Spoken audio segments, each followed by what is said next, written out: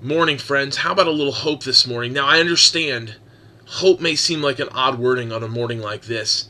Listen, last night, your living rooms were filled with tear gas, a tear gas so thick it could have choked you. In your mind, you had images seared into it, images of violence, images of looting, images of rioting, images of absolute and utter chaos. Your ears were filled with words of hate and anger, and your Facebook accounts blew up with responses from people on both sides who rushed to rash statements, very few of which were actually insightful or helpful. You found yourself wrapped up in the chaos. And perhaps this morning you're even hungover from that chaos.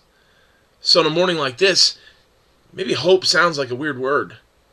But see, here's the deal. Hope isn't some sort of sentimental environment or atmosphere that only makes sense when things are going well. Hope doesn't wait for things to calm down in order for it to make sense. Hope is a compelling force that drives us to concrete action. Hope is the kind of compelling force that moves its believers into the darkness and the chaotic places of this world.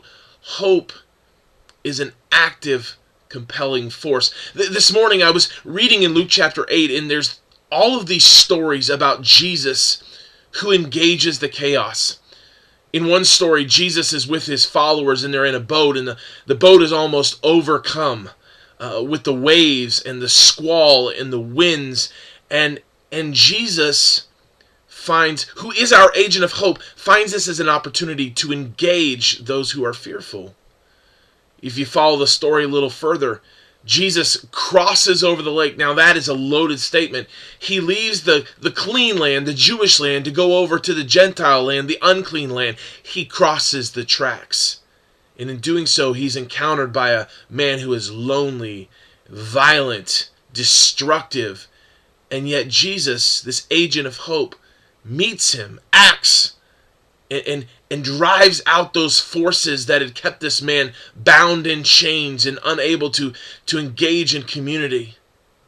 Hope takes action. You follow the story a little further, and Jesus crosses back over the lake, and he's immediately encountered by a riot.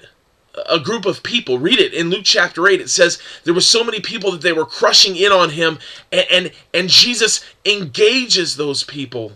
And as he engages those people, he finds himself encountered by a woman who also is lonely and desperate. She'd been isolated and alienated from community because of some problems she had been having. And Jesus makes time. He engages her life. Agents of hope take concrete action. And yet that's not the end of the story. Jesus then is carried to the home of a man whose daughter has died.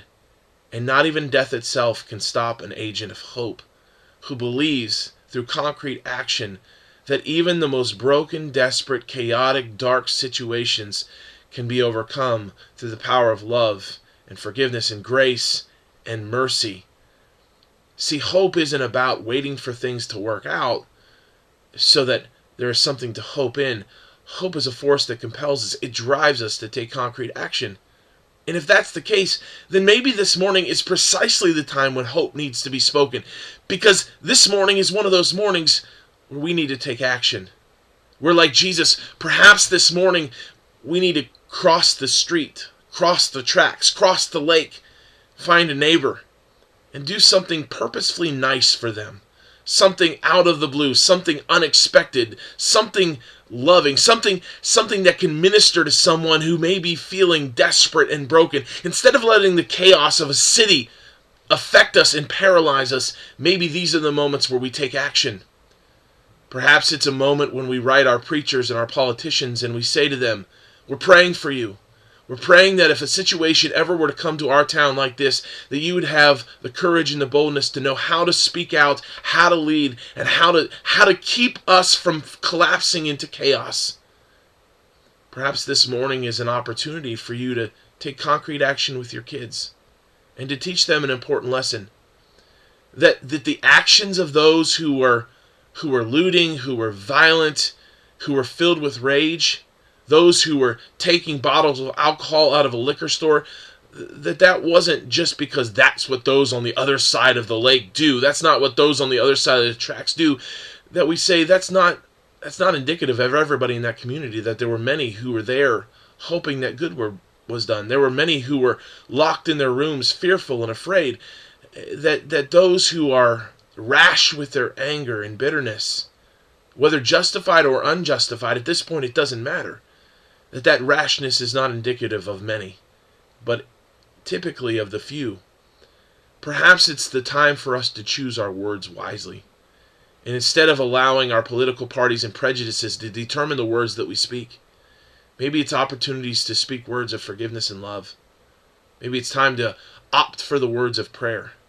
See, in moments like this, when cities seem to come undone, and 24-hour news stations want to throw up those images and sear them in our minds, helping us to believe that this is just the way things are, it's time for us, agents of hope, to take action, to counteract the power of chaos by making peace, by offering forgiveness, by extending love, by taking concrete action to ensure that this is an opportunity in amidst the chaos for the kingdom of God to be witnessed and glimpsed. It's your time today to take action, to be an agent of hope, to engage the world of darkness, believing that Jesus operates in powerful ways amidst the darkness of chaos to bring order and peace. Friends, that's my hope and prayer this morning, is that as an agent of hope, you would take concrete action to make a difference. Friends, I hope you have a glorious day in God, that perhaps your living rooms would be less filled with the smoke and the tear gas, and more filled with great ideas of how to impact those around you. See, this is why I'm a Hopetimist, because I believe in the agent of hope, Jesus Christ. And I believe that though the world is not as it should be, God is busy, He's at work, making it as it ought to be.